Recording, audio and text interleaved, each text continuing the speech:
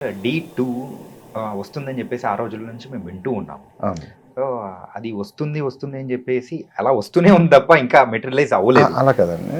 మేము వర్క్ చేసాం. Okay. Almost script కూడా అయిపోయిన టైం కరోనా వచ్చింది. ఓకే. ఇంకా ఆ టైం తర్వాత ఇంక అన్ని సినిమా షూటింగ్ లేకపోయినాయి కదా! యాహ్! ఇక ఆ తర్వాత వాళ్ళ ప్లానింగ్స్ వేరే ప్లానింగ్స్‌లో ఉన్నారు. హ్మ్. మేమేమో అప్పటికి ఇది గోపిచంద్ సినిమా కమిట్ అయ్యాం. సో, ఇక అది ఇట్లా వచ్చేసాం అనమాట. ఓకే. అది ముందుగానే ఒక 3, 4 ఇయర్స్ బ్యాక్ చేసినయి కదా! హ్మ్. ఇప్పుడు మళ్ళీ ఆ స్క్రిప్ట్‌లని కొంచెం రీరైట్ చేయాలంటే. వచ్చే ఆలోచన ఏమన్నా ఉందా సార్? మంచు విష్ణు గారు అడగడం కానీ అలా? అంటే ప్రస్తుతానికి ఏం లేదంటే చేయాలంటే మెయిన్‌గా శ్రీహరి లాంటి ఆయన శ్రీహరి గారు లాంటి క్యారెక్టర్ ఒకటి ఉన్నప్పుడే ఆ D2 ఫ్లేవర్ వస్తుంది. లేకపోతే దానితో కంపారిజన్ వచ్చి ఇది వీక్ అయిపోయే అవకాశం ఉంటుంది. హ్మ్. గానీ స్క్రిప్ట్‌గా అయితే చేసాము. దానికి ఆ ఆర్టిస్టులు అలాంటి ఆర్టిస్టులు పడాలి సార్. అంటే మీ మూవీస్‌లో శ్రీహరి గారికి ఒక స్పెషల్ క్యారెక్టరైజేషన్ అంటే మెయిన్ క్యారెక్టరైజేషనే ఉండేది. అవును. సో, ఆయనకి తగ్గట్టు క్యారెక్టరైజేషన్ అన్నీ రాసేవారు. అవును. ఆయన అంటే కాలం చేసిన తర్వాత ఆయన లేని లోటు కానీ, ఆయనను భర్తీ చేసే నటుడు గాని ఎవరన్నా దొరికారంటారా? తెలుగులో లేరండి. తెలుగులో లేరు.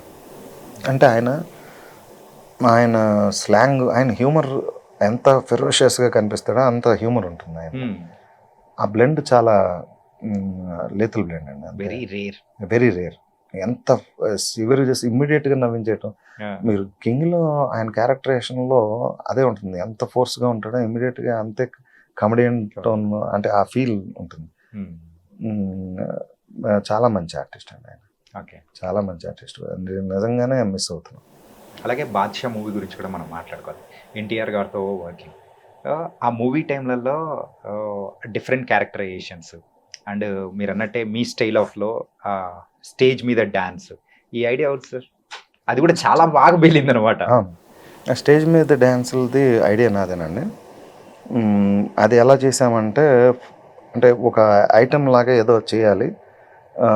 అంటే మా సీనియర్ ఎన్టీఆర్‌కి ఒక ట్రిబ్యూట్ లాగా ఇవ్వాలనేది నా మనసులో ఉన్న ఫీలింగ్ అండి. హ్మ్.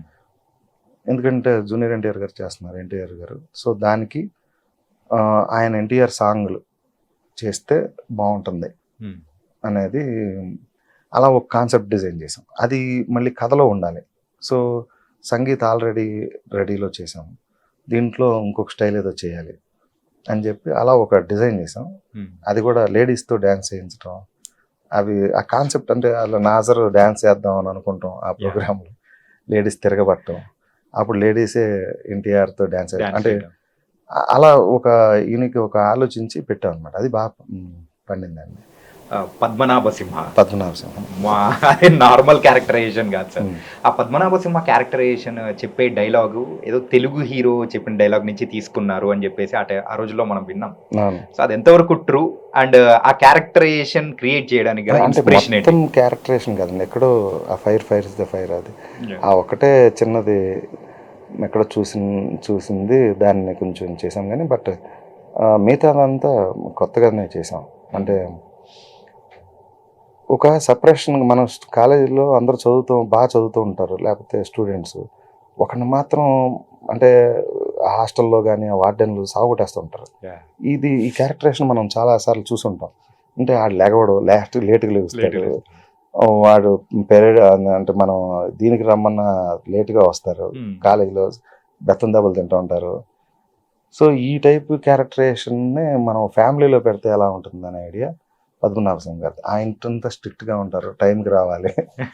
ఇది రాలేడు. సో, ఇలాంటివన్నీ సార్ ఇయన్నీ అంటే ఇలాంటి క్యారెక్టర్స్ క్రియేట్ చేసేటప్పుడు లైఫ్‌లో ఎన్ని చూసినుంటే మనం అలాంటి క్యారెక్టర్స్ క్రియేట్ చేస్తాం. మనం కంపల్సరీగా అబ్జర్వ్ చేస్తేనే ఇవన్నీ పండుతాయండి. మనం రియల్ లైఫ్‌లో చాలా అబ్జర్వ్ చేసి పెట్టాలి.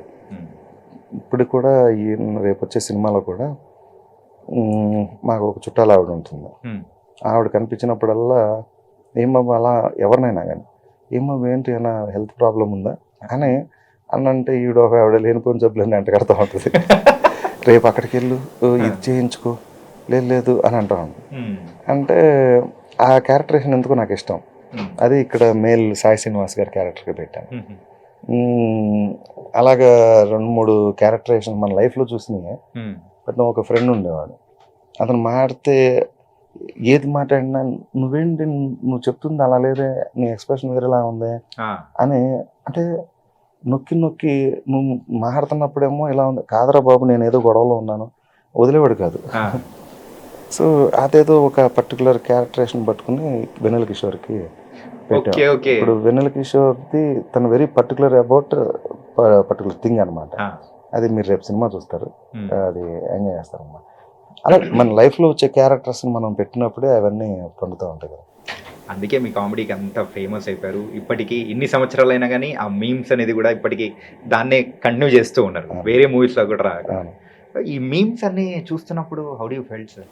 ఈ కరోనా టైంలోనే ఎక్కువ చూసాము, ఎందుకంటే ఖాళీగా ఉండేవాళ్ళం కదా. అప్పుడు చూస్తూ చాలా ఎంజాయ్ చేస్తాం. వాళ్ళు కూడా క్రియేటివిటీ టూ మచ్ ఉండేది. అంటే ఓ పక్కన ఈ వాడుతున్నా కానీ వాళ్ళు దాన్ని వాడే విధానం ప్రతిదానికి ఇది వండర్ఫుల్గా. బిగినింగ్లో నేను చూస్తూ, అప్పట్లో సీను గారు కొంచెం తక్కువ చూస్తుండేవారు ఈ నెట్ అంతా. నేను అప్పుడప్పుడు ఆయనకి ఫార్వర్డ్ చేస్తూ ఉన్నాను, చూడండి సార్ ఇలా పెట్టారు, కింగ్ మీమ్స్ ఇలా పెట్టారు, లేకపోతే ఇది.